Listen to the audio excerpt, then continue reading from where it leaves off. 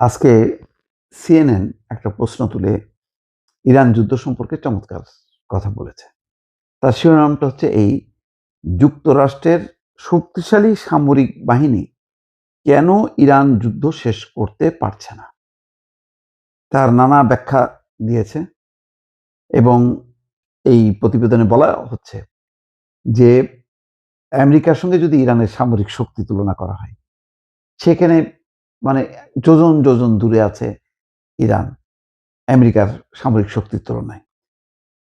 এবং সেই সাথে আছে ইসরায়েল। তাদেরও পোড় খাওয়া সেনাবাহিনী এবং তীক্ষ্ণ গোয়েন্দা জাল যুক্ত হয়েছে এই লড়াইয়ে। তারপরও ১ মাস পার হয়ে যাচ্ছে, এই যুদ্ধ শেষ হচ্ছে না। বরং যেটা হয়েছে যে ইরান তার সীমিত সামর্থ্যকেই যুক্তরাষ্ট্রকে গলার কাটা বানায় দিছে। মানে এমন একটা জায়গায় পড়ছে, বিশেষ করে হরমুজ প্রণালীটা। যুক্তরাষ্ট্র ইসরায়েলের হয়তো কল্পনার মধ্যে ছিল না যে হরমুজ প্রণালীটাকে ঢাল বানাবে ইরান। এখন তাই বানাইছে তারা। এবং জনগণ, ইরানি জনগণ এখন চরম ভোগান্তির মধ্যে আছে, কিন্তু তারপরও টিকে আছে। এবং বলা হচ্ছে যে যুদ্ধের কৌশলগত নিয়ন্ত্রণ এখন তেহরানের হাতেই। কৌশলগত নিয়ন্ত্রণ তার হাতে। যুদ্ধের ১ মাস পেরিয়ে যাওয়ার পর লড়াইটা এখন দর কষাকষি এবং ক্ষমতার উপর নির্ভর করছে। এখন ট্রাম্প চাইছে যে আলাপ আলোচনার মধ্যে ঢুকে যে ইরান নমনীয় হোক, তখন ট্রাম্প বলবে যে আমরা লক্ষ্য অর্জন করেছি। কোনোভাবে এই যুদ্ধ থেকে বের হয়ে আসতে চাইছে, কিন্তু ইরান এমন একটা মানে টিমটি মারছে আমেরিকাকে যে সেখান থেকে বের হয়ে আসতে পারছে না। অর্থাৎ হরমুজ প্রণালী বন্ধ করে পুরো পশ্চিমা বিশ্বকে অস্থির করে দিছে এবং তেলের দাম লাফায় লাফায় বাড়ছে, সেটা নিয়ন্ত্রণ করতে পারছে না। তাহলে যেখানে ইরান পর্যুদস্ত হবে এবং সেখানে উল্টা ইরান এতগুলো দেশকে সংকটের মধ্যে ফেলে দিচ্ছে, আমেরিকা সহ। বলা হচ্ছে আমেরিকায় এই মুহূর্তে যে তেলের দাম, সেটা এর আগে কখনো মার্কিন জনগণ এত উচ্চ মূল্যে তেল কেনেনি। তার মানে কি পরিমাণ সংকটের মধ্যে আছে, এবং এই সংকটটা যদি প্রলম্বিত হয়, আমেরিকার জনগণের সামনে দাঁড়াতে পারবে ট্রাম্প? তাকে তো ভোটে দাঁড়াইতে হবে, তখন কি হবে? বলছে যে ইরান হয়তো সরাসরি যুক্তরাষ্ট্র বা ইসরায়েলকে হারাতে পারবে না, তবে জ্বালানি রপ্তানির প্রাণ কেন্দ্র হরমুজ প্রণালী বন্ধ করে দিয়ে তারা তাদের তরুপের তাসটি চাল দিয়েছে।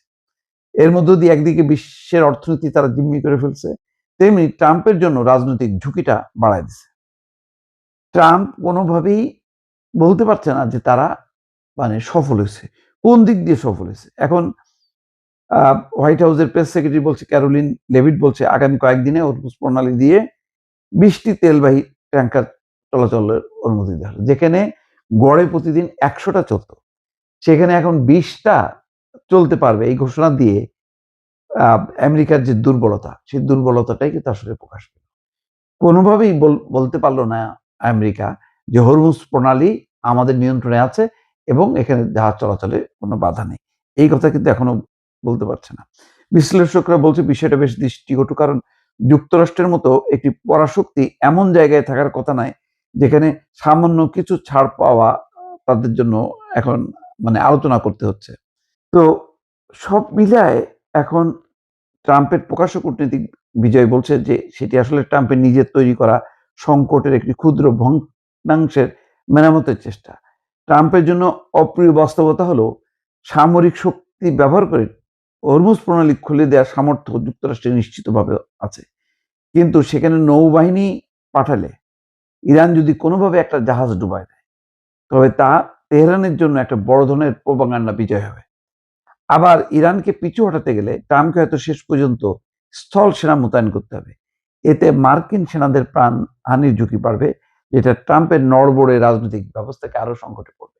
অর্থাৎ যদি তেহরান দখল করতে তার স্থলবাহিনী ইরানের ভূখণ্ডে নামে, তাহলে যদি ব্যাপকভাবে প্রাণহানির ঘটনা ঘটে, তাহলে ট্রাম্পের অবস্থা আরো শোচনীয় হবে। ফলে কোনোভাবে ট্রাম্প আর এই মানে ইরান যুদ্ধের গলার কাটা, সেটা কিন্তু সরাতে পারছে না দর্শক।